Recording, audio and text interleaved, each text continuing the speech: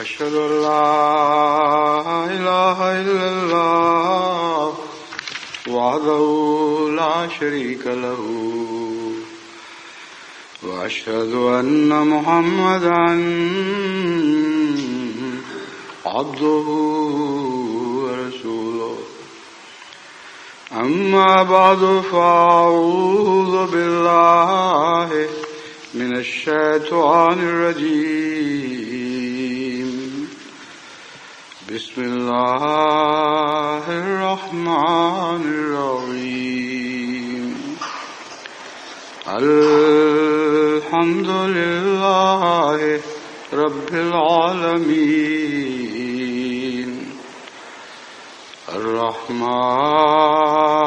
الرحيم مالك يوم الدين إياك نعبد وإياك نستعين اهدنا الصراط المستقيم صراط الذين أنعمت عليهم غير المغضوب عليهم ولا الضالين.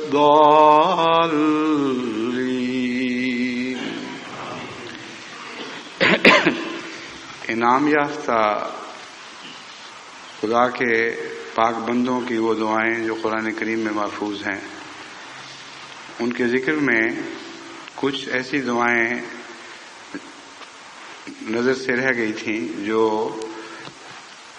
اس سے پہلے گزر چکی ہیں جہاں تک میں پہنچا ہوں، اور اب جب دوبارہ تحقیق کرائی گئی کہ کہیں کوئی ایسی دعا نظر سے رہ تو نہیں گئی تو چند دعائیں سامنے آئی ہیں. اس لیے میں وہ دعائیں اب آپ کے سامنے پہلے پیش کروں گا، اس کے بعد جہاں سلسلہ مضمون چھوڑا تھا وہاں سے پھر شروع کروں گا. سب سے پہلی دعا جو روزمرہ عام طور پر مسلمانوں کے استعمال میں رہتی ہے، خواہ وہ اس کا مطلب سمجھتے ہوں یا نہ ہوں، وہ انا للہ و انا الیہ راجعون ہے. غالباً یہ اس لیے نظر سے رہ گئی تھی کہ اس میں بظاہر دعا کا رنگ نہیں ہے. ترجمہ اس کا یہ ہے کہ ہم تو اللہ ہی کے ہیں اور اسی کی طرف لوٹائے جائیں گے، مگر جو موقع ہے جہاں یہ استعمال ہوتی ہے وہ نقصان کا موقع ہے، اور اس دعا کے نتیجے میں بسا اوقات انسان کی گمشدہ چیزیں مل جاتی ہیں اور بہت سے نقصان پورے ہو جاتے ہیں.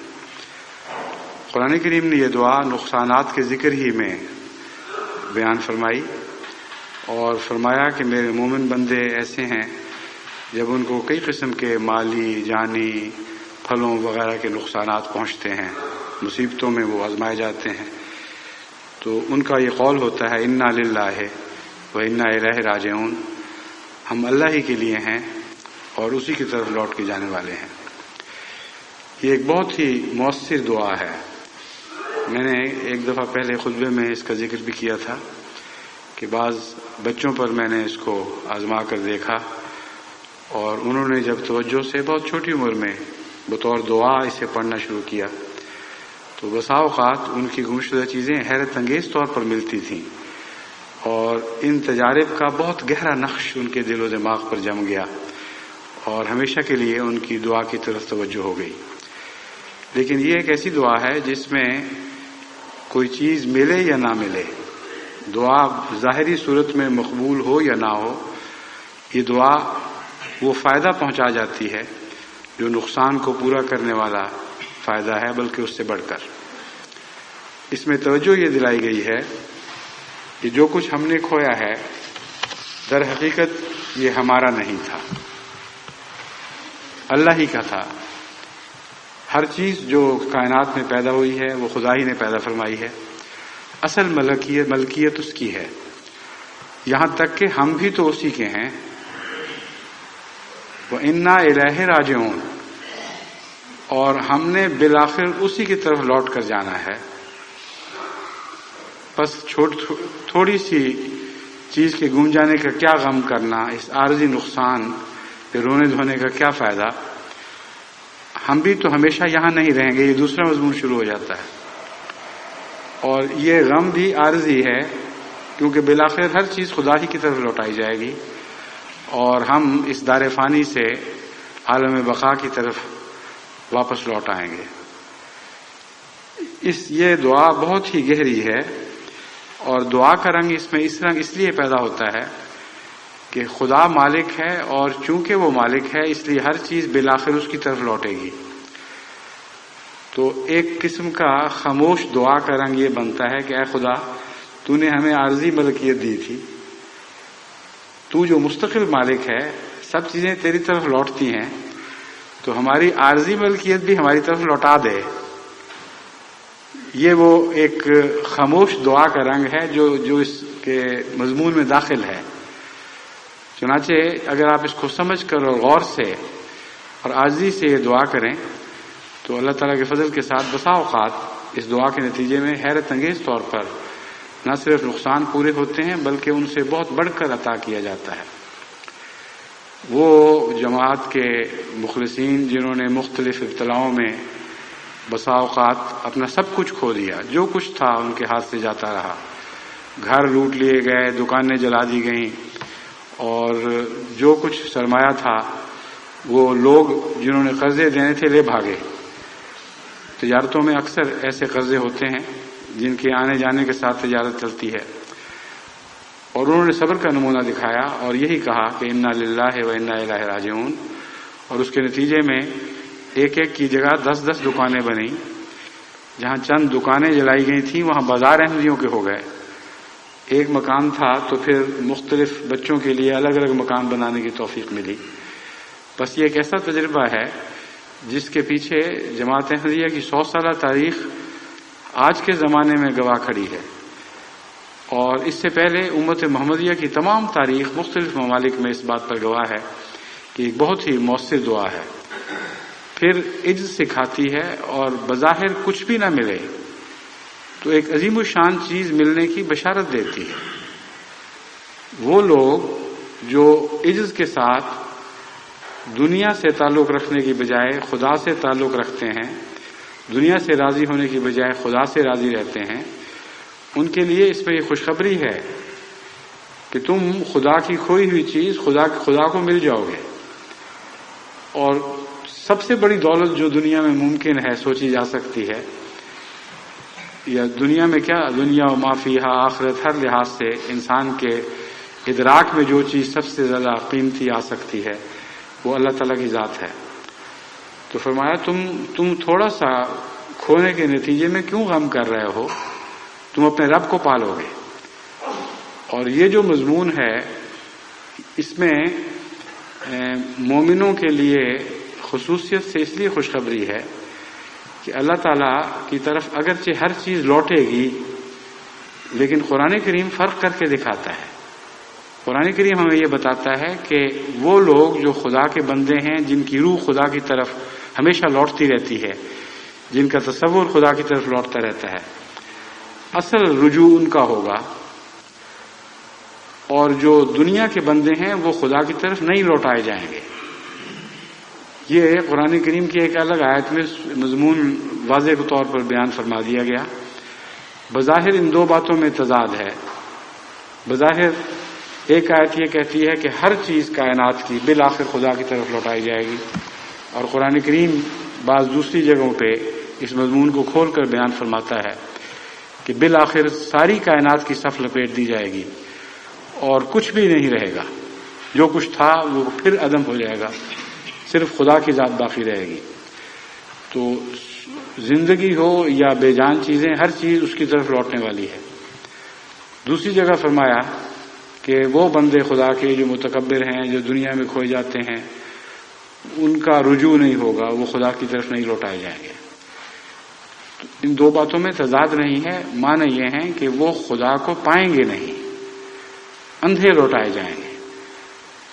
لوٹیں گے لیکن دیکھیں گے کچھ نہیں، ان کے ہاتھ کچھ نہیں آئے گا. بس یہاں خوشخبری ہے ان لوگوں کے لیے جو کچھ کھوتے ہیں اور صبر کرتے ہیں اور دل کو تسلی دیتے ہیں کہ سب کچھ خدا کا تھا، اس کی طرف چلا گیا تو کیا ہے، ہم نے بھی تو اسی کی طرف جانا ہے. ان کے لیے خوشخبری یہ بن جاتی ہے کہ تم نے کچھ کھویا ہے اس سے بہت زیادہ پالو گے، اور مخلوق کھوئی ہے تو خالق کو پالو گے۔ اس لیے اس دعا کی گہرائی میں اتر کر اس کے سارے پہلوؤں پر غور کر کے خود بھی اس دعا سے فائدہ اٹھانا چاہیے اور اپنے بچوں کو بھی شروع ہی سے یہ دعا سکھانی چاہیے۔ یہ سورہ البقرہ آیت 157 ہے۔ اس کے بعد ایک دعا آل عمران کی رہ گئی تھی،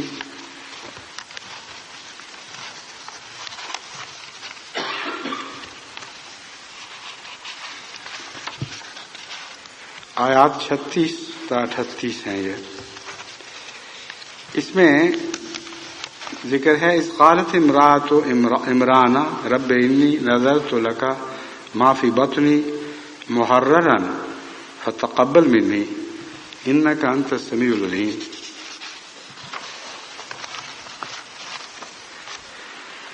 کہ یاد کرو وہ وقت جب کہ آل عمران کی ایک عورت نے اپنے رب سے یہ التجا کی کہ اے میرے رب، جو کچھ میرے پیٹ میں ہے اسے آزاد کر کے میں نے تیری نظر کر دیا، بس تو میری طرف سے جس طرح ہو اسے قبول فرما لے، یقیناً تو ہی بہت سننے والا اور بہت جاننے والا ہے۔ یہ دعا وہ دعا ہے جس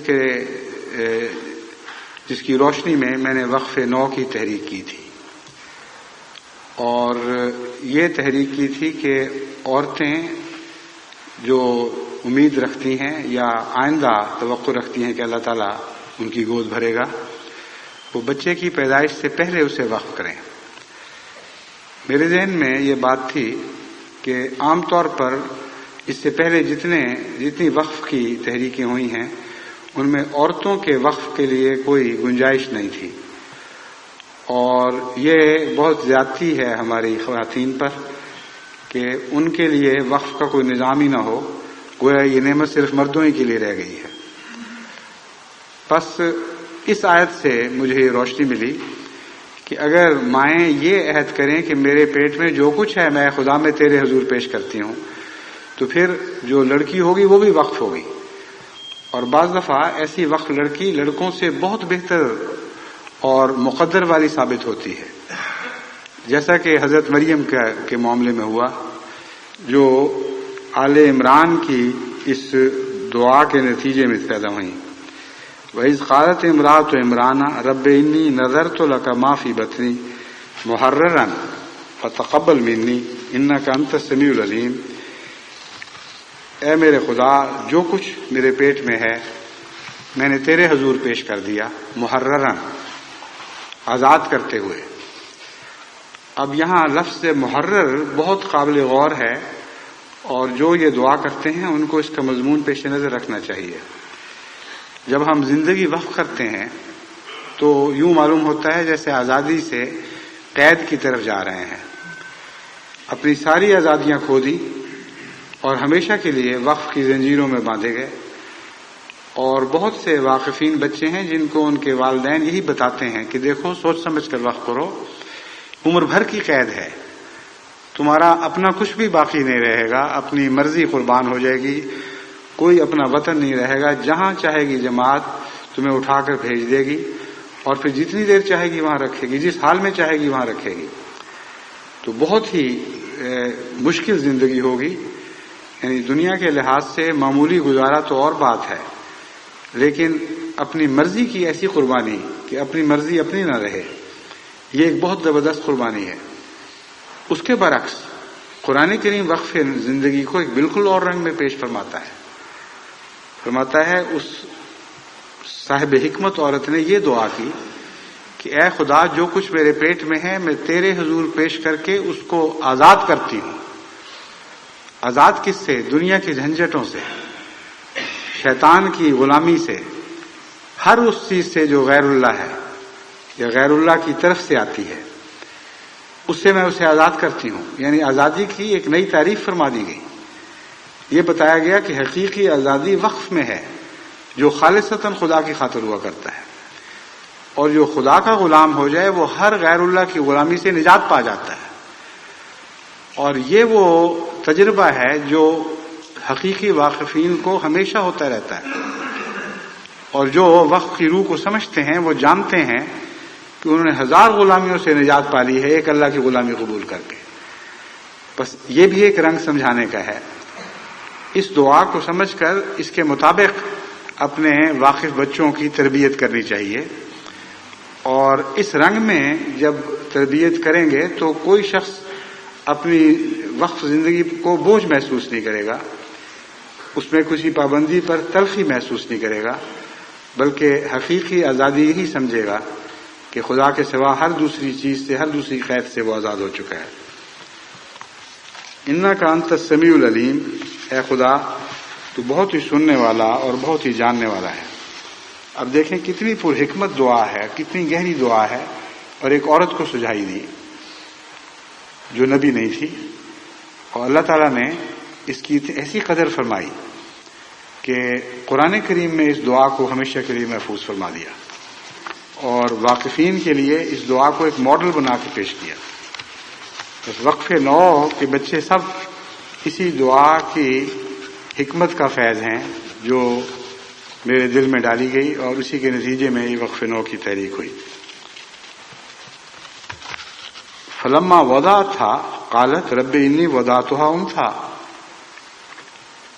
کہہ تو یہ بیٹھی تھی کہ جو کچھ ہے تیرے حضور ہے، اور دماغ میں یہ تھا کہ لڑکا ہوگا. اب اللہ تعالیٰ نے، یہ بھی خدا کی عجیب رنگ ہے. قرآن کریم جب آپ پڑھتے ہیں دعائیں اور ان کی قبولیت کا حال دیکھتے ہیں تو بہت ہی لطیف مذاق خدا کی طرف سے چلتا ہے. ایک بہت ہی گہرا رابطہ ہے دعا میں اور قبولیت میں. اللہ تعالیٰ نے کہا اچھا پھر جب تو نے یہ کہا ہے جو کچھ ہے تو پھر میری مرضی جو کچھ پیدا کروں، پھر ضروری نہیں کہ بیٹا ہی ہو. چنانچہ جب وہ بیٹی پیدا ہوئی تو اس نے کہا رب انی وضعتھا انثی، میری تو بیٹی پیدا ہو گئی. واللہ اعلم بما وضعت، حالانکہ خدا زیادہ جانتا ہے کہ اس نے کیا پیدا کیا تھا. اس کے معنی یہ ہیں کہ وہ خدا کو بتا رہی تھی کہ بیٹی ہے، حالانکہ وہ جانتا ہے. یہ تو عام سادہ معنی ہیں، لیکن اس سے بھی زیادہ گہرے معنی یہ ہیں کہ اس کو کیا خبر تھی کہ جو بیٹی پیدا کر رہی ہے وہ بیٹوں سے بہت افضل ہوگی. وہ تو ظاہر کو دیکھ رہی ہے، لیکن میں نے اس کی آزمائش بھی کر لی اور اس کی دعا کو اعلیٰ رنگ میں قبول کیا ہے. بس خدا کے لطائف میں کوئی انسانی لطائف کا رنگ نہیں ہوتا کہ جس کے نتیجے میں دوسرے کو تکلیف پہنچے اور بھونڈا مذاق ہو. اس کے خدا کے مذاق میں بھی ایک نعمت چھپی ہوئی ہوتی ہے، اور بہت ہی لطیف رنگ ہیں اللہ تعالیٰ کے قبولیت کے. کس رنگ میں وہ قبول کرتا ہے، بظاہر دعا کے نقائص کی طرف انسان کو متوجہ بھی کر دیتا ہے اور پھر پردہ پوشی بھی فرما دیتا ہے. بہرحال فرمایا وَلَيْسَ الذَّكَرُ كَالْأُنثىٰ، مرد جو بھی ہو وہ اس عورت جیسا نہیں ہو سکتا. اس کا مطلب ایک پھر بھی دونوں معنی ہیں. ایک مطلب تو یہ ہے کہ عام بچوں کی کیا بات ہے، عام لڑکوں کا کیا ذکر، وہ اس لڑکی کا مقابلہ نہیں کر سکتے. یہ ایک بہت ہی عظیم الشان لڑکی ہے. دوسرا فرمایا لیس الذکر کالانثیٰ، اس انثیٰ جیسا اپنی نوعیت کے لحاظ سے کوئی لڑکا نہیں ہو سکتا، کیونکہ اس کے اندر وہ صفات بھی رکھ دی گئی ہیں جن کے نتیجے میں عورت مرد کی محتاج ہوتی ہے اور بچہ پیدا کرتی ہے، اور پیدائش کی صفات بھی رکھ دی گئی ہیں. یہ اکیلی کافی ہے، اس کو کسی مرد کی ضرورت نہیں. تو اس لحاظ سے عورت سے تو افضل، عورتوں میں سے تو افضل تھی، مردوں پر بھی سبقت لے گئی. بس قرآن کریم کی دعاؤں پر جب آپ غور کیا کریں تو اس کے پس منظر کو غور سے پڑھا کریں، بعد میں آنے والے مضمون کو غور سے دیکھا کریں، تو آپ کی دعاؤں میں بھی وسعت پیدا ہوگی، آپ کی دعاؤں میں گہرائی پیدا ہوگی. الفاظ وہی ہوں گے لیکن ان کے معنی پھیلتے چلے جائیں گے، اور ایک دفعہ کا مضمون کافی نہیں ہوگا، جبکہ جتنا آپ غور کریں گے، ایک میرا تجربہ ہے، اللہ تعالیٰ کے فضل سے آپ کو اور مضامین انہی دعاؤں میں ملتے چلے جائیں گے.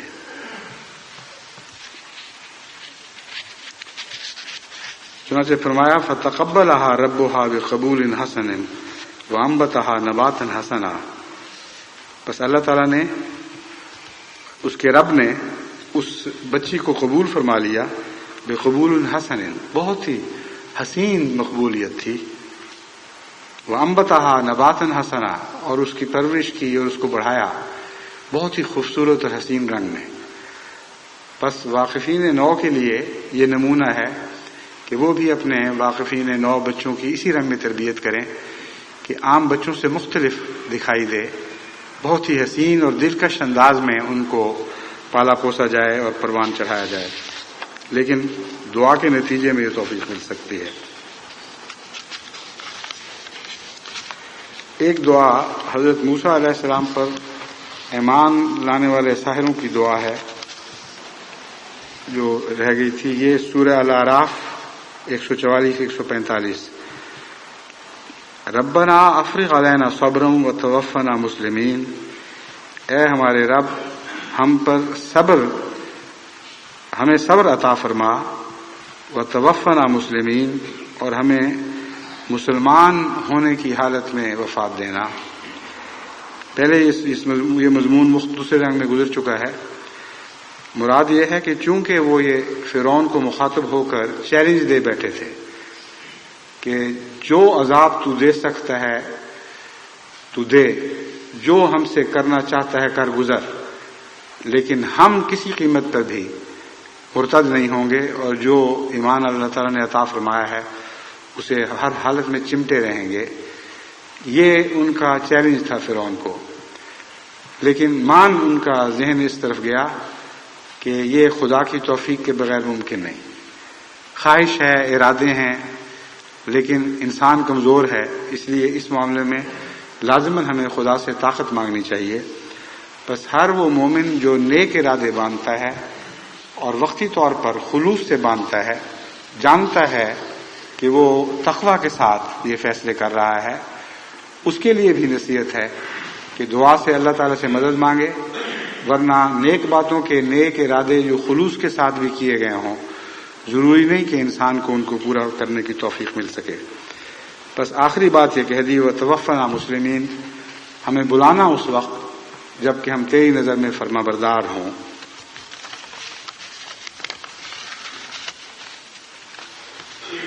ایک حضرت موسیٰ کی مشہور دعا جو دیدار الہی کے لیے انہوں نے کی تھی، حالانکہ دیدار تو روز ہوتا تھا، کچھ اور معنوں میں وہ دیدار چاہتے تھے۔ یہ سورہ الاعراف 144-45، وَلَمَّا جَاءَ مُوسَىٰ لِمِيقَاتِنَا وَكَلَّمَهُ رَبُّهُ، اور جب وقت مقررہ جگہ پر موسیٰ اللہ تعالیٰ کی ملاقات کے لیے حاضر ہوئے، وَكَلَّمَهُ رَبُّهُ، اور خدا نے ان سے کلام کیا، قَالَ رَبِّ أَرِنِي أَنظُرْ إِلَيْكَ، اے میرے خدا ایسا کر کہ میں تجھے دیکھوں۔ اور بہت ہی خوبصورت محاورہ، ارنی میں نے مجھے دکھا، انظر کہ میں دیکھوں۔ تو عام بول چال میں ہم یہ کہہ سکیں گے اے اللہ مجھے دکھا تو صحیح کہ تو کیسا ہے، تاکہ میں تجھے اپنی آنکھوں سے دیکھ تو لوں۔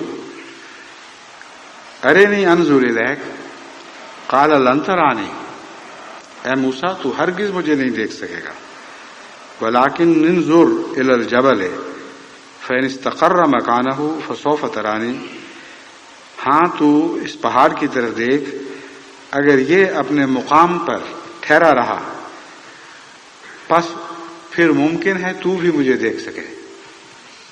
فلما تجلی ربہ للجبل جعلہ دکا وخر موسیٰ صعقا، بس جب خدا تعالیٰ نے پہاڑ پر تجلی فرمائی، جعلہ دکن، اسے ٹکڑے ٹکڑے کر دیا، وخر موسیٰ صعقا، اور موسیٰ غش کھا کر پچھاڑ کھا کر جا پڑے۔ فلما افاق قال سبحانک تبت الیک وانا اول المؤمنین، بس جب آپ کو ہوش آئی تو کہا سبحانک، اے رب تو ہر کمزوری سے پاک ہے، تبت الیک، یعنی ایک دعا سے بات شروع ہوئی تھی، دعا پر ختم ہو رہی تھی، اس لیے پوری آیت پڑھنی پڑی ہے آپ کو بتانے کے لیے کہ بیچ کا مضمون کیا تھا، اور آخر پہ پھر ایک دعا ہے، تب تو الیکا، میں توبہ کرتا ہوں تیری طرف، وانا اول المومنین، اور میں پہلا مومن ہوں۔ اس آیت کے ساتھ ایک روایت وابستہ ہے جس نے بعض اشکال بھی پیدا کیے ہیں، اور کافی اس پر مفسرین نے اور احادیث کے ماہرین نے بحثیں کی ہیں۔ روایت یہ ہے کہ قیامت کے دن جب اللہ تعالیٰ یعنی حشر نشر ہوگا اور جب خدا تعالیٰ تجلی فرمائے گا تو سب بے ہوش ہو کے جا پڑیں گے۔ اس وقت سوال یہ ہے کہ پہلے کس کو ہوش آئے گی؟ ایک حدیث ہے کہ حضرت موسیٰ سب سے پہلے ہوش میں آئیں گے، اور جب حضرت صلی اللہ علیہ وآلہ وسلم دیکھیں گے تو موسیٰ پہلے ہی ہوش میں کھڑے ہوں گے۔ اس کی توجیہ اس حدیث میں یہ بیان ہوئی ہے، تشریح بیان ہوئی ہے کہ موسیٰ کو اس سے پہلے اس کا تجربہ ہو چکا ہے، وہ تجلی جس کے نتیجے میں ایک آنن فانن انسان ہوش و حواس کھو بیٹھتا ہے، جس کا جلوہ اتنا سخت ہے کہ طبیعتیں برداشت نہیں کر سکتی۔ اس دنیا میں موسیٰ نے مانگ لی تھی اور اس کا تھوڑا سا نمونہ موسیٰ دیکھ چکا ہے، بس چونکہ اس میدان سے کا کھلاڑی رہ چکا ہے، اس راہ سے گزر چکا ہے، اس لیے جب واقعتاً قیامت کے دن یہ تجلی ہوگی تو نسبتاً جلدی افاقہ ہوگا۔ یہ کئی حدیث اس آیت کی روشنی میں اور دوسری متعلقہ آیت کی روشنی میں جس کا میں نے ذکر کیا ہے قابل غور ہے، لیکن عموماً آپ کو مفسرین اور ماہرین حدیث کی کتب میں یہی تشریح ملے گی۔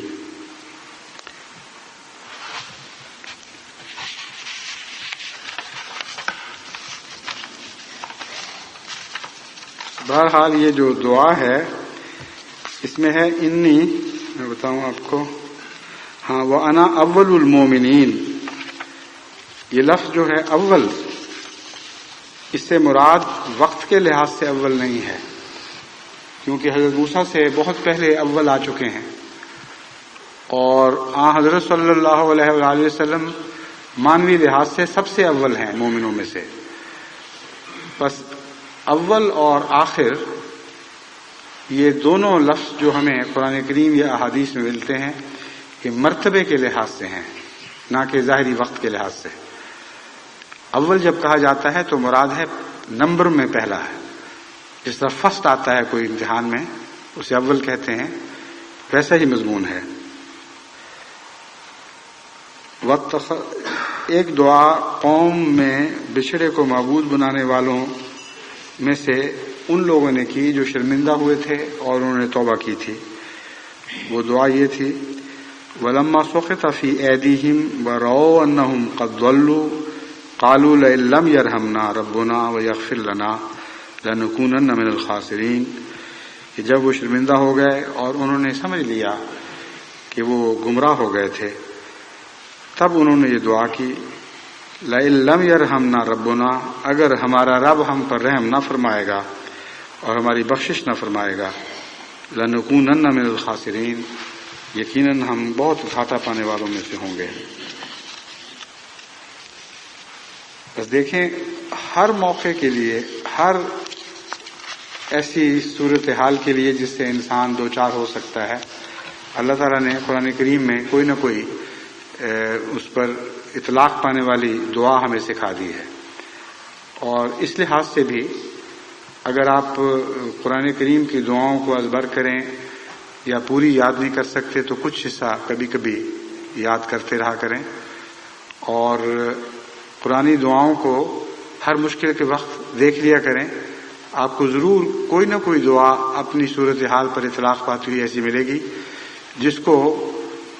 جس طرح وہ دعا کی گئی تھی اسی جذبے کے ساتھ آپ جب دعا کریں گے تو انشاءاللہ تعالی قبولیت دعا کے عظیم الشان نظارے دیکھیں گے۔ حضرت صلی اللہ علیہ وآلہ وسلم کو قرآن کریم سے پتہ چلتا ہے خدا تعالیٰ نے اتنی دعائیں سے خود سکھائی ہیں کہ اور کسی نبی کے ذکر میں اس طرح خدا تعالیٰ کی طرف سے سکھائی ہوئی دعائیں اس کثرت سے نہیں ملتی. ایک موقع پر فرمایا وَلَا تَعْجَلْ بِالْقُرْآنِ مِنْ قَبْلِ أَنْ يُقْضَىٰ إِلَيْكَ وَحْيُهُ وَقُلْ رَبِّ زِدْنِی عِلْمًا. اے میرے بندے، تو جب وحی نازل ہوا کرے تو جلدی جلدی اسے دہرانے کی کوشش نہ کیا کر کہ کہیں بھول نہ جائے. وَقُلْ رَبِّ زِدْنِی عِلْمًا، اور یہ کہا کر کہ اے میرے رب میرا علم بڑھاتا چلا جا. اس سے حضرت صلی اللہ علیہ وآلہ وسلم کی معصومیت کا بھی پتہ چلتا ہے اور خدا تعالیٰ کے کلام کو کس طرح دیکھتے تھے اس کا بھی اندازہ ہوتا ہے. وہی نازل کرنا بھی خدا کا کام ہے اور وہی کو محفوظ کرنا بھی خدا کا کام ہے، مگر جس کو بے انتہا محبت ہو کسی چیز سے اسے وہ سنبھالنا چاہے، اسے یقین بھی ہو کہ چیز سنبھل جائے گی، تب بھی وہ اپنی طرف سے بہت کوشش کرتا ہے اور جلدی جلدی ہاتھ پاؤں مار کے اسے سمیٹنے کی کوشش کرتا ہے. بس یہ وہ نقشہ ہے جو حضرت صلی اللہ علیہ وآلہ وسلم کا کھینچا گیا جب آپ پر وحی نازل ہوتی تھی. آپ تیزی کے ساتھ زبان چلاتے تھے اور دہراتے چلے جاتے تھے اس وحی کو، تاکہ کوئی بھی لفظ بھی کوئی نقطہ بھی ادھر سے ادھر نہ ہو. تب اللہ تعالیٰ نے آپ کو یہ فرمایا کہ تجھے یہ محنت کرنے کی کوئی ضرورت نہیں ہے. ہاں، اس عرصے میں تو یہ دعا کیا کر وَقُلْ رَبِّ زِدْنِی عِلْمًا، اے میرے اللہ میرا علم بڑھا. اب یہ جو دعا ہے اس سے پتہ چلتا ہے کہ حضرت صلی اللہ علیہ وآلہ وسلم کا جو نظام حفظ تھا اس کا عام نظام حفظ کے ساتھ تعلق، وہ عام نظام حفظ جیسا نہیں تھا، بلکہ جہاں تک وحی کا تعلق ہے ہو سکتا ہے باقی انبیاء کو بھی یہی امتیاز حاصل ہو کہ وحی اس رنگ میں نازل ہوتی ہے کہ وہ از خود ذہن پر نقش ہو جاتی ہے اور اسے توجہ سے سن کر یاد کرنے کی ضرورت نہیں ہے، کیونکہ دعا وہ سکھائی گئی ہے جو بالکل اور ہے کہ اے میرے رب مجھے میرا علم بڑھا دے. آپ کسی کی بات سن رہے ہوں اور کوئی اور بات منہ سے کر رہے ہوں تو جو آپ سن رہے ہیں نہ وہ سمجھ سکتے ہیں نہ اسے یاد کر سکتے ہیں.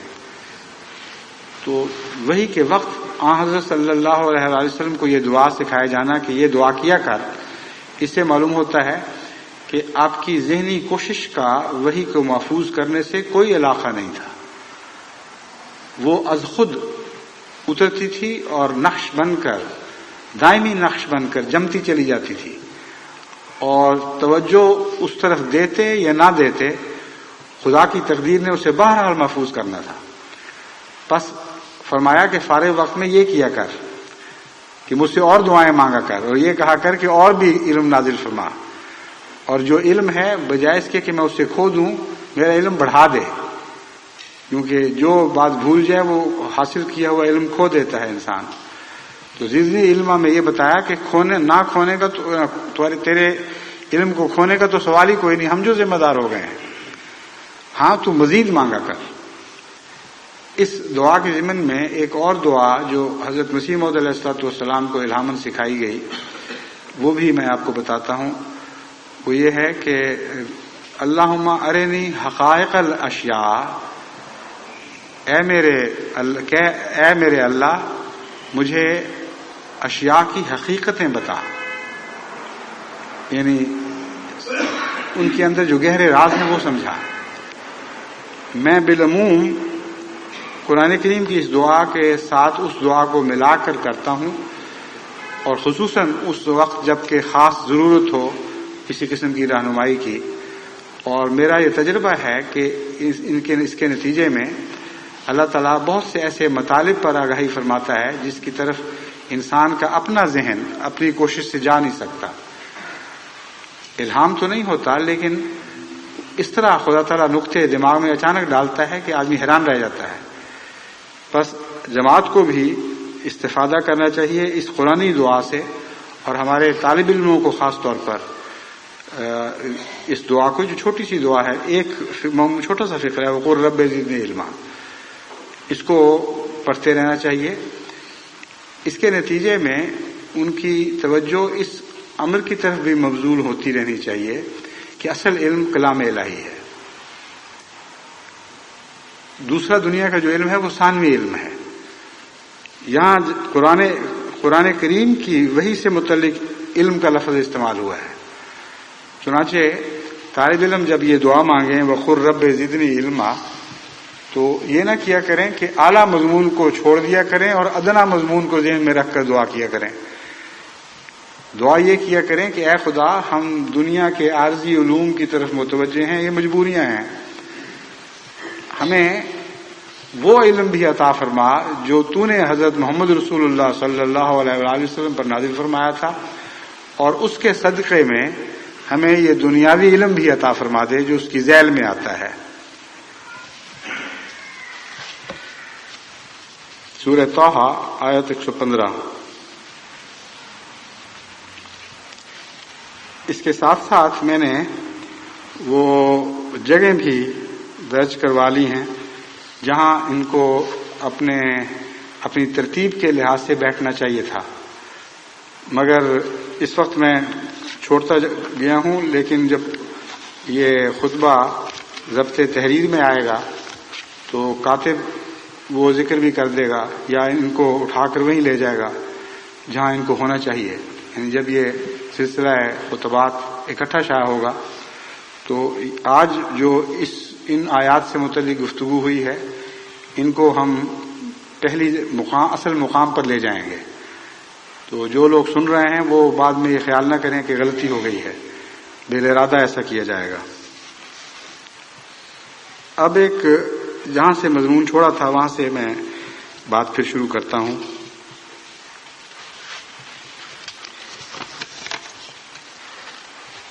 سورہ الشعراء آیات 11 تا 18 میں حضرت موسیٰ علیہ السلام کی دعا دعا کا ذکر فرمایا گیا ہے. وَإِذْ نَادَىٰ رَبُّكَ مُوسَىٰ أَنِ ائْتِ الْقَوْمَ الظَّالِمِينَ قَوْمَ فِرْعَوْنَ أَلَا يَتَّقُونَ قَالَ رَبِّ إِنِّي أَخَافُ أَن يُكَذِّبُونِ وَيَضِيقُ صَدْرِي وَلَا يَنطَلِقُ لِسَانِي فَأَرْسِلْ إِلَىٰ هَارُونَ وَلَهُمْ عَلَيَّ ذَنبٌ فَأَخَافُ أَن يَقْتُلُونِ. حضرت موسیٰ پر جب خدا تعالیٰ نے وحی نازل فرمائی اور ان کو حکم فرمایا کہ تو فرعون کی ظالم قوم کی طرف جا، الا یتقون، کیوں وہ تقوی اختیار نہیں کرتے، کیوں وہ خدا خوفی کی راہ اختیار نہیں کرتے. قال رب انی اخاف ان یکذبون، اے خدا میں ڈرتا ہوں کہ مجھے جھٹلا نہ دیں. اب یہ جو لفظ ہے جھٹلانے کا، کیوں جھٹلا دیں، اس میں حضرت موسیٰ کی ذہن اس طرف نہیں جاتا کہ انبیاء کو ہمیشہ جھٹلایا جاتا ہے، بلکہ ایک خاص دلیل آپ کے ذہن میں ہے جس کو قرآن کریم کھول کر بیان فرماتا ہے. وہ کہتے ہیں وہ تقوی اختیار نہیں کرتے، ٹھیک ہے، پر میں بھی تو ایک بات سے ڈرتا ہوں، اور وہ خوف میرا یہ ہے کہ وہ مجھے جھٹلا دیں گے.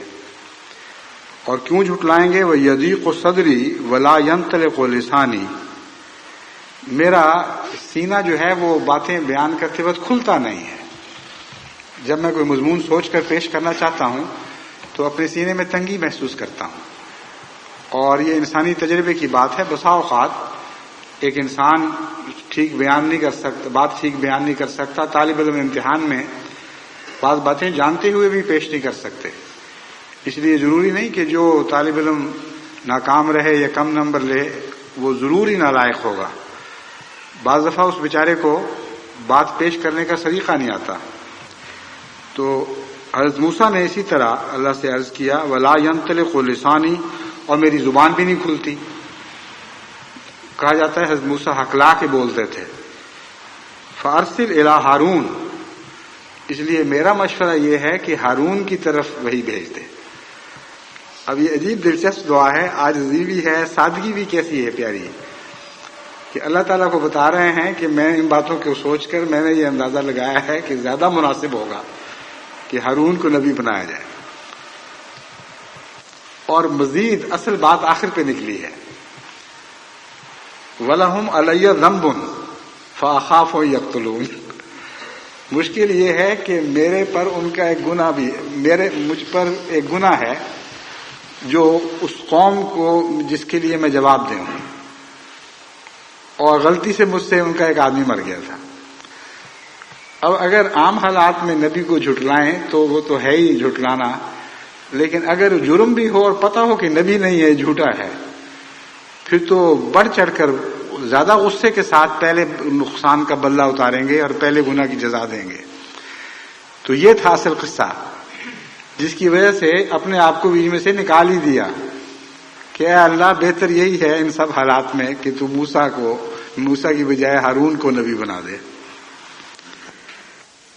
قال کلا فاذهبا بآیاتنا انا معکم مستمعون. خبردار موسیٰ، فاذهبا، ضرور جاؤ، لیکن تم دونوں جاؤ. اب دعا قبول بھی فرما لی اور وہ جو خوف تھا وہ بھی دور کر دیا. کلا میں وہ ہلاکت کا ڈرانا نہیں، بلکہ امید کو زیادہ یقینی طور پر پیش کرنا ہے. کلا سے مراد یہ ہے کہ جو باتیں تو سوچ رہا ہے، تیرے توہمات ہیں، ان میں کوئی بھی حقیقت نہیں ہے. ہو کیسے سکتا ہے کہ خدا کے تم نمائندہ ہو اور خدا کی مرضی کے سوا تم پر ہاتھ ڈال بیٹھے. فاذهبا، تم دونوں جاؤ، بآیاتنا، ہمارے نشانات لے کر، انا معکم مستمعون، انا معکم مستمعون، میں تمہارے ساتھ سننے والا ہوں. اس آیت سے دعا سے پتہ چلتا ہے، اور اس دعا کے جواب سے، کہ ساتھ ہی حضرت موسیٰ کو کچھ قبولیت کی خوشخبری بھی دے دی گئی تھی، کیونکہ تثنیہ سے خطاب مان جمع میں تبدیل ہو جاتا ہے. فرمایا تم دونوں جاؤ ہمارے نشان لے کر، انا معکم مستمعون، میں تمہارے ساتھ کھڑا تمہاری التجاؤں کو سن رہا ہوں گا. بس وہ جو ساحروں کی دعا تھی اس کے سننے کی خوشخبری بھی اسی آیت میں، اسی پہلے کلام میں حضرت موسیٰ کو دے دی گئی تھی کہ تم ڈرتے کس بات کے ہو، تم بڑھو گے، 1 سے 2 میں نے تمہیں بنایا ہے، تم 2 بھی نہیں رہو گے، 2 سے 3 4 قوم بنتے چلے جاؤ گے، اور اللہ تعالیٰ تمہارے ساتھ کھڑا تمہاری التجاؤں کو سن رہا ہوگا. وہ کون ہو سکتا ہے جو تم پر ہاتھ ڈالے. فاتحہ فرعون فقولا انا رسول رب العالمین، اور فرعون کے پاس جاؤ اور دونوں اس سے یہ کہو کہ ہم خدا کا رسول ہیں، خدا کا ایلچی ہیں. یہاں جمع کا صیغہ استعمال نہیں فرمایا بلکہ واحد کا صیغہ استعمال فرمایا ہے. رسولہ نہیں فرمایا بلکہ رسول اور رب العالمین. یعنی ان 2 میں کوئی فرق نہیں تھا کہ 2 الگ الگ رسول ہوں، ایک ہی مشن پر ان دونوں کو فائز فرمایا گیا تھا، اور اپنی مجموعی حیثیت میں وہ ایک ہی رسول کے مقام پر فائز تھے.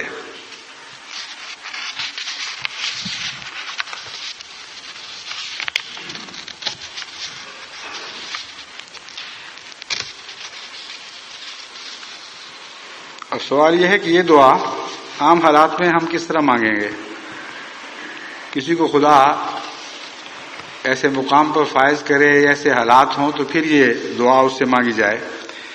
لیکن امر واقعہ یہ ہے کہ ان دعاؤں کے اندر بعض مخفی التجا کی کیفیات ہیں جو ایک عاجز بندے کے کام آ جاتی ہیں جب وہ موسیٰ کے رنگ میں ڈوب کر یا کسی اور گزشتہ نبی کے دعا کو یاد کرتے ہوئے اس کے رنگ میں ڈوب کر یہ دعائیں کرتا ہے. اپنے عجز اور بے بسی کی کیفیت کے لیے ایسی حالت میں جب کسی سے کوئی گناہ کسی کا سرزد ہو گیا ہو، کسی سے خوف کھاتا ہو، تو حضرت موسیٰ کی یہ دعا حضرت موسیٰ کے رنگ میں ڈوب کر اگر کی جائے تو اللہ تعالیٰ کے فضل کے ساتھ انسان کی دوسری ضروریات میں بھی کام آ سکتی ہے. حضرت لوط کی ایک دعا بیان فرمائی گئی ہے سورہ شعراء میں. یہ جو آیت تھی، یہ جو دعا تھی، یہ بھی سورہ شعراء آیات 11 تا 18 تھیں. اب سورہ شعراء کی آیت 170 میں حضرت لوط کی یہ دعا بیان ہوئی ہے. رب نجنی و اہلی مما یعملون، اے میرے رب مجھے اور میرے اہل کو نجات بخش ان باتوں سے جو میری قوم کرتی ہے۔ یہاں جسمانی نجات کی دعا نہیں ہے جو اس کے ذیل میں آئی تھی، اصل ایک ایسے گناہ سے نجات کی دعا ہے جو ساری قوم میں وبا کی طرح پھیل چکا تھا اور ساری قوم میں سرایت کر گیا تھا۔ ایسے موقع پر دعا کے بغیر صحیح معنوں میں انسان ایسی قومی بدیوں سے بچ نہیں سکتا۔ بس جب مثلا انگلستان میں رہنے والے یہ دیکھتے ہیں کہ بعض بدیاں یہاں پھیلی ہوئی ہیں، امریکہ میں رہنے والے دیکھتے ہیں کہ بعض بدیاں وہاں پھیلی ہوئی ہیں، تو ان کے لیے بھی یہ دعا کرنی چاہیے، ورنہ یہ بدیاں اس طرح فضا میں سرایت کر چکی ہوتی ہیں کہ ہر سانس میں انسان ان کو لے رہا ہوتا ہے۔ ٹیلی ویژن آن کرے، ریڈیو آن کرے، بازاروں میں چلے، یہ ہو ہی نہیں سکتا کہ ان بدیوں سے کلیتاً بچ کر نکل سکے۔ بس یہ دعا ہمیں سکھاتی ہے کہ نجات صرف ظاہری نجات کی دعا نہیں ہوتی، بلکہ روحانی نجات بدیوں سے یہ بہت ہی ایک بہت بڑی اہمیت رکھتی ہے، اور جو روحانی نجات حاصل کرتا ہے اس کے لیے بدنی نجات خود بخود عطا ہو جاتی ہے۔ بس حضرت لوط اگر صرف بدنی نجات مانگتے تو اس کے اندر روحانی بھی نجات شامل نہیں تھی، مگر جب روحانی نجات مانگی تو اس میں بدنی نجات شامل ہو گئی۔ بس وہ لوگ جو مثلا امریکہ میں رہتے ہیں، مجھے ایک طالب علم کی والدہ کا خط ملا، والدہ تھی، والد تھے مگر ہاں، انہوں نے یہ لکھا کہ میرے بچے نے جو فلاں یونیورسٹی میں امریکہ میں پڑھتا ہے، اس نے مجھے اطلاع دی ہے، 2 بچے تھے، ہاں ایک والدہ کا خط تھا، مجھے یاد آ گیا کہ میرے 2 بچے پڑھتے ہیں، ان میں سے ایک نے مجھے لکھا ہے کہ یہاں طالب علموں کی بھاری اکثریت نشہ کرتی ہے اور یونیورسٹی میں فیشن ہے یہ، اور اس کے علاوہ دوسری بدیوں کا ذکر تھا کہ یہ بھی کرتے ہیں، اور جو نہیں کرتے وہ سمجھتے ہیں کہ یہ ہم میں رہنے کے حق نہیں رکھتے، یہ ہم سے الگ ایک مخلوق ہے، اور پوری کوشش کی جاتی ہے کہ ان کو وہ لتیں ان کو بھی ڈال دیں۔ تو اس نے اپنی والدہ کو دعا کے لیے لکھا تھا کہ دعا کے ذریعے میری مدد کریں ورنہ یہ بڑا مشکل کام ہے۔ بس جو طالب علم امریکہ جاتے ہیں، میں ان کو ہمیشہ یہی نصیحت کرتا ہوں کہ وہاں تم کوشش تو ضرور کرو گے بچنے کی، لیکن یہ دعا ضرور کرتے رہنا۔ چنانچہ والدہ نے جب مجھے دعا کے لیے لکھا تو اس بات کی تصدیق ہو گئی کہ میرے جو خطرات تھے وہ درست تھے۔ یورپ میں بھی خرابیاں ہیں، لیکن جتنی بدیاں اس وقت امریکن یونیورسٹیز میں پھیلی ہوئی ہیں اخلاقی لحاظ سے، میرا خیال ہے دنیا کے پردے پہ اس کی کوئی مثال نظر نہیں آتی۔ پاکستان میں کثرت سے پھیل رہی ہیں، نشہ بہت عام ہو رہا ہے، تو وہاں سے جو لوگ ہجرت کرتے ہیں، ہجرت سے زیادہ اہم بات یہ ہے کہ قوم کی بدعمالیوں سے نجات کی دعا مانگا کریں، اور اس کے لیے حضرت لوط کی یہ دعا ہمارے لیے ایک نمونہ ہے۔ رب نجنی و اہلی مما یعملون، اے میرے رب مجھے بھی اور میرے اہل کو بھی ہر اس بدی سے نجات بخش جو یہ کرتے ہیں۔ حضرت نوح علیہ الصلوۃ والسلام کی ایک دعا ہے، رب انا قومی کذبون، اے میرے اللہ میری قوم مجھے جھٹلا بیٹھی ہے، فافتح بینی و بینہم، اب میرے اور ان کے درمیان فرق کر کے دکھا دے، ونجنی ومن معی من المؤمنین، اور اب ہمیں نجات بخش، مجھے اور مومنوں کو نجات بخش۔ اب یہ بظاہر محض بدن کی نجات کا ذکر چل رہا ہے، لیکن اس دعا کو آپ غور سے پڑھیں تو آپ کو معلوم ہوگا کہ یہ مضمون اس کی نسبت زیادہ گہرا ہے جو دکھائی دیتا ہے۔ آپ نے پہلے یہ دعا کی ہے کہ قوم مجھے جھٹلا بیٹھی ہے، اب ہمارے درمیان تمیز کر دے کہ کون پاک ہے کون ناپاک ہے، اور تمیز اس طرح کر کہ پاکوں کو بچا لے اور ناپاکوں کو ہلاک کر دے۔ بس یہاں بدنی نجات کی دعا نہیں تھی، روحانی نجات کی دعا تھی۔ بدنی نجات کو اس کا نشان بنا کر مانگا گیا تھا اب دوبارہ غور سے سنیں تو دیکھیں، رب انا قومی کا زبون، حضرت نوح نے عرض کیا اے میرے رب میری قوم مجھے جھٹلا بیٹھی ہے، یعنی اب اس سے کوئی امید باقی نہیں رہی. ففتح بینی و بینہم، اب میرے اور ان کے درمیان فتحن نمایاں فرق کر کے دکھا دے کہ دنیا دیکھ لے کہ کون پاک تھا اور کون تجھے پیارا تھا اور کون ناپاک اور کون تیری نظر میں مغضوب تھا. اور نشان کیا ہو اس فتح کا، وہ یہ ہے وَنَجِّنِي وَمَن مَّعِيَ مِنَ الْمُؤْمِنِينَ، مجھے اور وہ لوگ جو مجھ پر ایمان لائے ہیں میرے ساتھ ان سب کو بچا لے اس ہلاکت سے جو اس قوم کا مقدر ہو چکی ہے. فَأَنجَيْنَاهُ وَمَن مَّعَهُ فِي الْفُلْكِ الْمَشْحُونِ، بس ہم نے اسے اور جو کچھ اس کے ساتھ تھا ایک بھری ہوئی کشتی میں نجات دی. اس سے پہلے ایک بھری ہوئی کشتی کا ذکر گزر چکا ہے جس میں سوائے خدا کے ایک نبی کے صرف ساری قوم کے لیے جگہ تھی سوائے خدا کے نبی کے. وہ اس بھری ہوئی کشتی میں نہ صرف یہ کہ خود نجات نہیں پا سکا بلکہ اس کے لیے قوم باقیوں کے لیے بھی خطرہ بن گیا کہ اگر یہ ہوا تو پھر کشتی ڈوبے گی، اگر یہ نکلے گا تو کشتی بچے گی. تو وقتی طور پر جب خدا کی رحمت کا سایہ آزمائش کے لیے بھی اٹھتا ہے تو کتنا ہولناک منظر پیدا ہو جاتا ہے. یہاں اب بالکل برعکس منظر ہے. فرمایا جا شوق سے جو جتنے مومن ہیں وہ بھی بھر لے کشتی میں اور ہر قسم کے ضرورت کے جانوروں کے نمونے بھی بھر لے. ہم بھی وعدہ کرتے ہیں کہ بھری ہوئی کشتی میں تمہیں ان طوفان خیز موجوں سے نجات بخشیں گے. اور فرمایا کہ ہم نے ایسا ہی کیا. ثم اغرقنا بعد الباقرین، پر اس کے بعد ہم نے باقی سب کو غرق فرما دیا. ان فی ذلک لآیہ وما کان اکثرهم مؤمنین، اس میں ایک بہت بڑا نشان ہے لیکن افسوس کہ اکثر لوگ ایمان نہیں لاتے.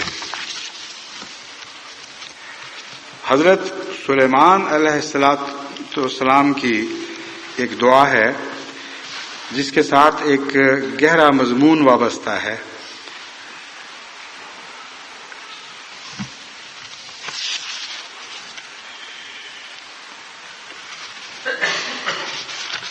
لیکن وہ میں بعد میں بیان کروں گا، وقت نہیں ہے. پہلی دعا جو ہے اس کا مختصر ذکر آپ کے سامنے رکھتا ہوں. بعد میں جو ایک ایسی دعا ہے جس کے ساتھ ایک قرآن کریم کی صداقت کا ایک نشان وابستہ ہے، اس کا ذکر میں بعد میں تفصیل سے کروں گا. اس دعا کے ساتھ بھی اس کا تعلق ہے لیکن دو تین دعائیں اکٹھی ہیں جن کا انشاءاللہ آئندہ جمعے میں ذکر کیا جائے گا. ان رب اوزینی ان اشکر نعمتک التی انعمت علیہ، انہوں نے یہ دعا کی کہ اے خدا مجھے توفیق عطا فرما، ان اشکر نعمتک التی انعمت علیہ، میں تیری اس نعمت کا شکر ادا کر سکوں جو تو نے مجھ پر فرمائی. وان اعمل صالحا، اور میں نیک اعمال بجا لاؤں، ترضا ہو جن سے تو راضی ہو. وادخلنی برحمتک فی عبادک الصالحین، اور مجھے اپنی رحمت کے ساتھ اپنے صالح بندوں کے گروہ میں داخل فرما لے. حضرت سلیمان کی یہ دعا اس موقع پر بیان ہوئی ہے جب وہ اپنے لشکر سمیت وادی نملہ میں داخل ہوئے. اور عام طور پر لوگ یہ کہتے ہیں کہ ایک چونٹی تھی جس نے حضرت سلیمان کو دیکھ کر اپنی باقی چونٹی بہنوں کو متنبع کیا کہ یہ ایک بہت بڑا جابر بادشاہ آ گیا ہے اور بہت بڑی فوج لے کر آیا ہے، اگر اس سے بچنا ہے تو بھاگ کر اپنے اپنے بلبلوں میں گھس جاؤ ورنہ اس لشکر کے پاؤں تلے تم روندی جاؤ گی. یہ بات حضرت نے سمجھ لی، جن کو علماء یہ بیان کرتے ہیں کہ ظاہری طور پر منطق الطیر عطا ہوئی تھی، یعنی پرندوں کی بولی ظاہر میں بھی عطا ہوئی تھی اور دنیا کے ہر قسم کے پرندوں کی زبان وہ سمجھتے تھے. مگر سوال یہ ہے کہ یہ تو چونٹی تھی، منطق الطیر میں چونٹی بیچاری کہاں سے داخل ہو گئی؟ اس لیے نمل سے مراد نمل لینا یعنی چونٹی لینا یہ درست نہیں ہے، نملہ ہے اصل میں، جو ایک قوم کا نام تھا۔ اور حضرت سلیمان جب لشکر کشی کر رہے تھے تو ایک ایسی قوم پر سے گزرے جس قوم کے ایک فرد نے اپنی قوم کو متنبع کیا کہ اپنی اپنی پناہ گاہوں میں چھپ جاؤ اور غائب ہو جاؤ۔ معلوم ہوتا ہے وہ پہاڑی علاقہ تھا، ایسی جگہ تھی جہاں غاروں میں چھپا جا سکتا تھا۔ چنانچہ بجائے اس کے کہ وہ قوم ایک لشکر کے سامنے آتی اور اس کے نتیجے میں اس کو خطرات درپیش ہوتے، تو مشورہ دینے والے نے یہ مشورہ دیا۔ حضرت سلیمان کو اللہ تعالیٰ نے یہ بات سمجھا دی کہ اس طرح یہ تجھ سے خوف کھا رہے ہیں۔ اس پر انہوں نے عرض کی، رب اوزعنی ان اشکر نعمتک التی انعمت علی وعلی والدی وان اعمل صالحا ترضاہ، کہ اے خدا میں دنیا کے بادشاہوں جیسا تو بادشاہ نہیں ہوں، تو نے مجھ پر ایک عظیم الشان نعمت کی اور میرے والدین پر بھی ویسی ہی نعمت فرمائی، مجھے توفیق عطا فرما کہ میں نیک اعمال کروں، ایسے نیک اعمال جن سے تو راضی ہو۔ اگر عام بادشاہوں کی طرح میں نے اپنی فتوحات کے نتیجے میں یا فتوحات لشکر کشی کے دوران کمزوروں کو کچلا اور مسلا اور بے بسوں پر ظلم کیا تو پھر میں اس نعمت کی خلاف ورزی کر رہا ہوں گا۔ یہ معنی ہیں اس کے۔ وادخلنی برحمتک فی عبادک الصالحین، اور اپنی رحمت کے صدقے، اپنی رحمت کی عطا کے طور پر مجھے نیک بندوں میں شامل فرما لے۔ اس کا یہ دعا اس وقت کے کام کی دعا ہے جب انسان کو خدا تعالیٰ بنی نوع انسان کے کسی حصے پر کسی قسم کی فضیلت بخشے، کسی قسم کا ان کے ساتھ معاملہ کرنے کی طاقت بخشے، اور اس کے نیچے کئی قسم کے خدمتگار ہوں یا کئی لوگوں کے معاملات اس کے قبضہ قدرت میں ہوں۔ ایسے وقت میں بھی انسان کو محض اپنی عقل پر بھروسہ نہیں کرنا چاہیے، بلکہ جس طرح حضرت سلیمان جو بہت ہی صاحب عقل تھے اور سب سے بہتر مقام پر فائز تھے کہ فیصلہ کرتے کون مجرم ہے کون نہیں ہے، کس کو سزا دینی ہے کس کو نہیں دینی ہے، لیکن اعلیٰ عقل کا سب سے بڑا تقاضا یہ تھا کہ وہ عاجزی کے ساتھ خدا سے دعا کرتے کہ اگر تو نے مجھے توفیق دی تو میں اس طاقت کا صحیح استعمال کر سکوں گا، اگر تو نے توفیق نہ دی تو میں اپنی عقل کے باوجود اس طاقت کا استعمال نہیں کر سکوں گا، یعنی صحیح استعمال نہیں کر سکوں گا۔ خطرہ ہے کہ ایسے اعمال سرزد ہوں جن سے تو ناراض ہو، اس لیے میری التجا یہ ہے کہ خواہ کتنی ہی مجھے حکومت کیسا ہی غلبہ کیوں نہ عطا کر، مجھے توفیق عطا فرما کہ ہر حالت میں میرے اعمال تیری رضا کے مطابق ہوں اور طاقت کے نشے میں کوئی غلطی نہ کر بیٹھوں۔ بس ہر موقع ہر محل کے ساتھ مطابق ان لوگوں کی دعائیں قرآن کریم میں محفوظ ہیں جن پر اللہ تعالیٰ نے انعام نازل فرمائے اور جن کی راہوں پر چلنے کی ہم سورہ فاتحہ میں دعا کرتے ہیں۔ اللہ تعالیٰ ہمیں توفیق عطا فرمائے ان راہوں پر خدا کی رضا کے مطابق ہمیشہ قدم آتے رہیں۔